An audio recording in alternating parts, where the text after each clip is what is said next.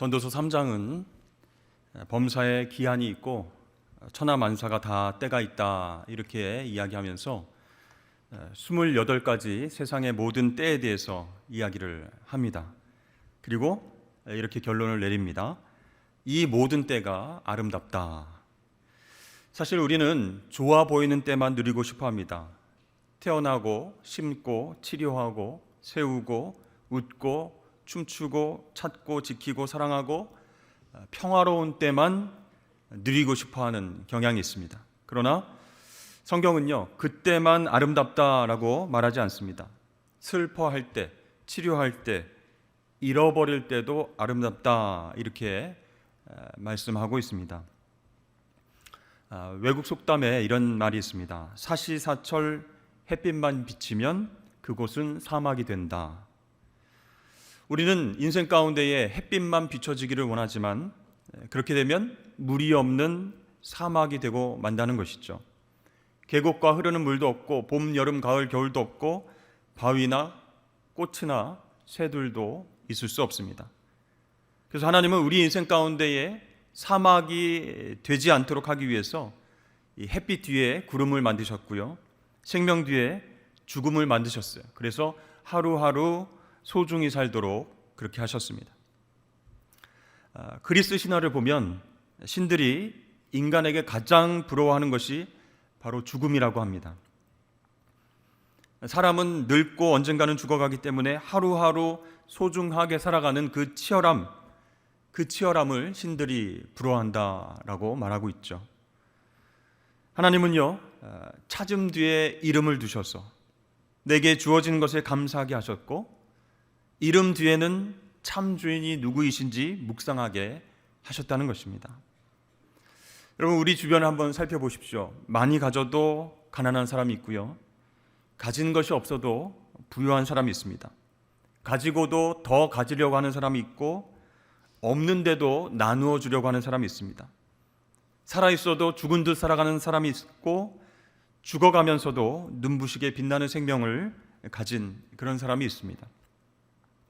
하나님께서 오늘 모든 때를 아름답게 하셨다라고 하는 것을 깨달은 사람들만이 모든 순간을 아름답게 보낼 수 있기 때문에 햇빛만 주시지 않는다라는 것이요. 슬플 때는 춤출 때를 기다릴 수 있고요, 아플 때는 치료한 날을 바라보면서 이겨내는 것입니다. 그래서 하나님은 형통할 때에도 곤고할 때에도 아름다움을 우리 가운데 심어 놓으셨다는 것이죠.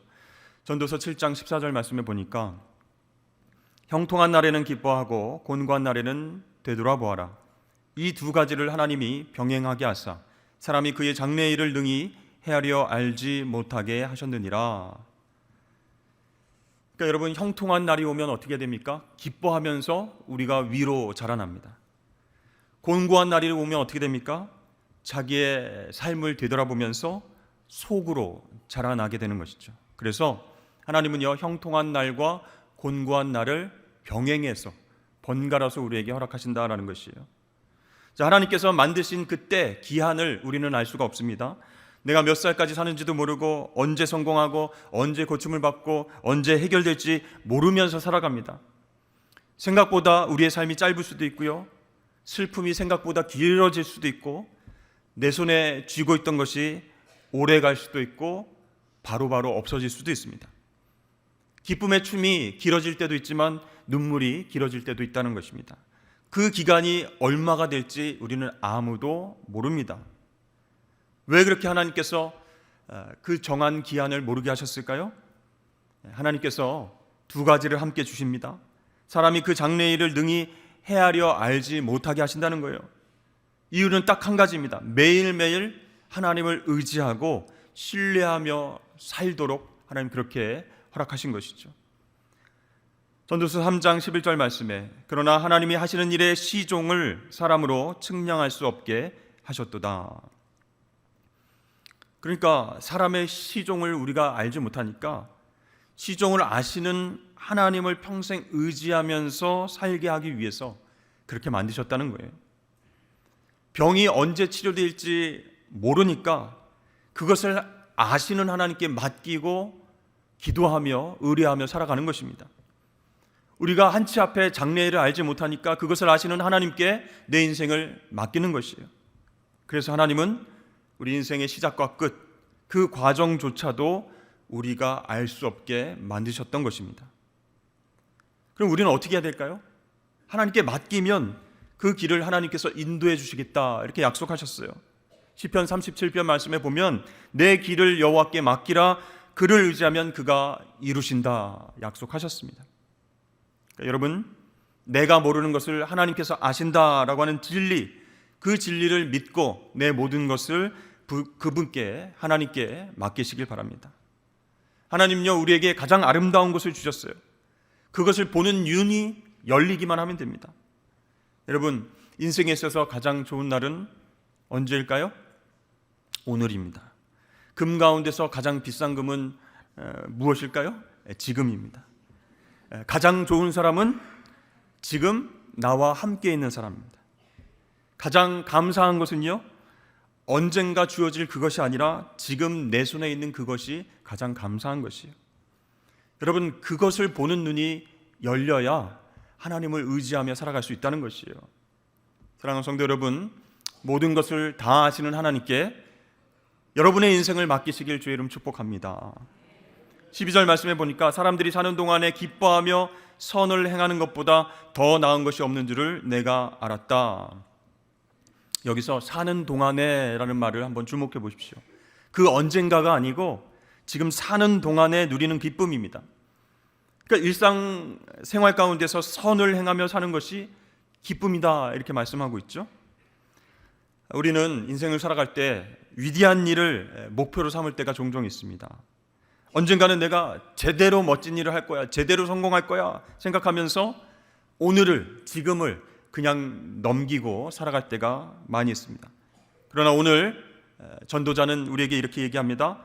사는 동안에 선을 행하라. 사는 동안 사소한 것에서도 기뻐할 줄 알아야 크든 작든 선을 실천한 기회를 포기하지 않고 그 기회를 잡을 수 있는 것이요, 사소한 선이라 할지라도 자주 행하는 것이 기쁘게 사는 비결이다 라고 말씀하고 있습니다. 근데 여러분, 큰 기쁨, 큰 행복만 기대하는 사람은 어떻게 될까요? 오늘 주어지는 작은 기쁨을 놓치며 살아가게 된다는 것이죠. 주위를 살펴보면요, 한 번에 큰 기쁨을 위해서 소중한 작은 기쁨들을 다 포기하고 놓쳐버리고 사는 사람들이 굉장히 많이 있습니다. 그래서 이런 유명한 말이 있습니다. 마지막에 웃는 자가 되지 말고 자주 웃는 자가 되라. 여러분, 매일매일 하나님 앞에서 기뻐하시는, 작은 일에도 기뻐하시는 저와 여러분 되시길 축복합니다. 여러분, 사는 날 동안에 선을 행하면서 살아라, 무슨 뜻일까요?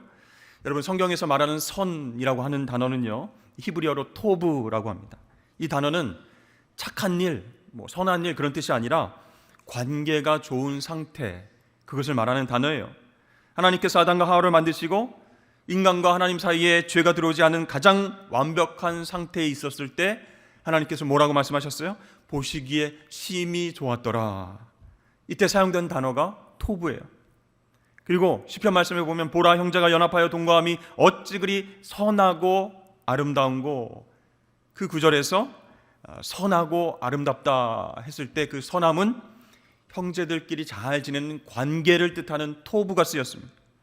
그래서 여러분, 이 이스라엘에서 선이라고 하는 단어는요, 관계가 좋은 상태를 말하는 것이에요.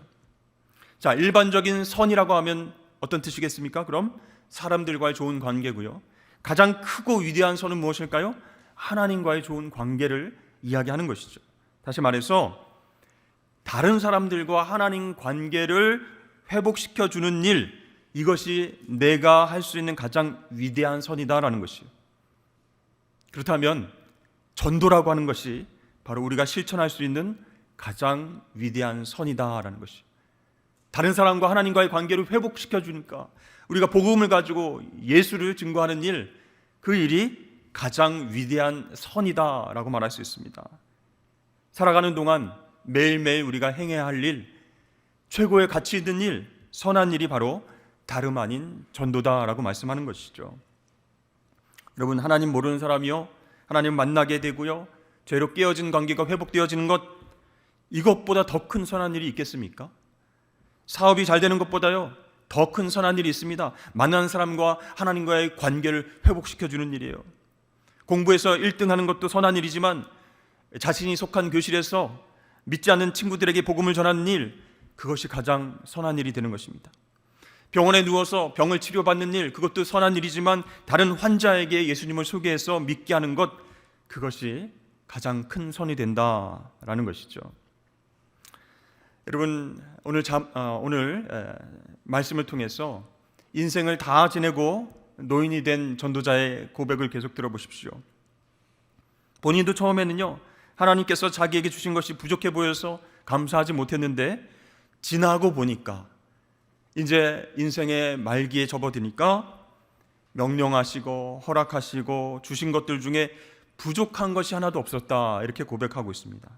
그때 이 전도자의 입에서 감탄이 흘러나오게 됐죠. 와, 하나님 너무 완벽하십니다.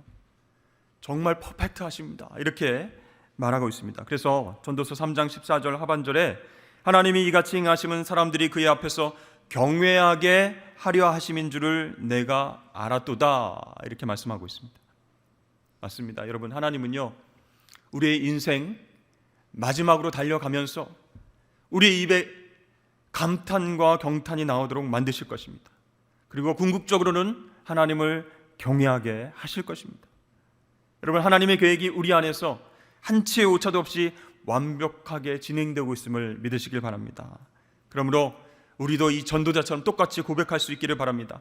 여러분, 한번 저를 따라 하시겠습니다. 하나님, 내 인생에 부족한 것이 하나도 없었습니다. 아멘. 혹시 너무 부족한데 따라하라고 하니까 그냥 억지로 하신 것 아닙니까? 오늘 은퇴식을 하시는 여러분, 또 우리 교회학교 수료하는 우리 학생 여러분, 여러분 가까이에 있는 기쁨이 무엇입니까?